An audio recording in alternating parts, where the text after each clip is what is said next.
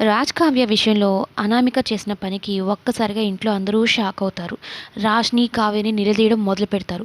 100 కోట్ల అప్పు ఎందుకు చేశారు అంటూ నిలదీస్తారనమాట. తాతయ్య షూరిటీ సంతకం పెట్టాడు కాబట్టి ఆ 100 కోట్లకు మేము షూరిటీ ఇచ్చి మేము కట్టాము అన్నట్టు వీళ్ళు మాట్లాడరు, చెప్పరు.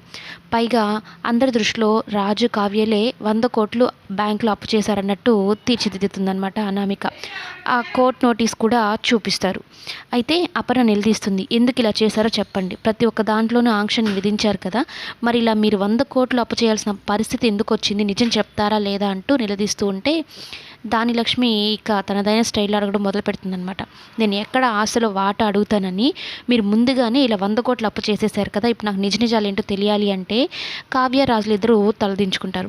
ఏం సమాధానం చెప్పాలో అర్థం కాదు. కానీ అపర్ణకు మాత్రం పిచ్చ కోపం వచ్చి నిజం చెప్తారా లేదా అంటూ ఒక రేంజ్లో ఇంట్లో పెద్ద గొడవని సృష్టించేస్తారనమాట. అనామిక వల్లనే ఇప్పుడు సంతోషంగా జరగాల్సిన ఆ బారసాల్లో ఇప్పుడు కావ్య రాజులు ఇద్దరు దోషగా నిలబడతారు. కానీ అసలు నిజమైతే బయటపడే టైం వచ్చింది. ఈ అనామిక వల్లనే ఒక్కసారిగా ఆ 100 కోట్ల గురించి, వీళ్ళు పడుతున్న ఈ 3 నెలల బాధ గురించి నోరు విప్పాల్సిన పరిస్థితి అయితే ఏర్పడింది. అందులో తాతయ్య కోమల నుంచి వచ్చాడు కాబట్టి తాతయ్య నిజం చెప్తాడా లేదనేది కమింగ్ ఎపిసోడ్లో చూద్దాం.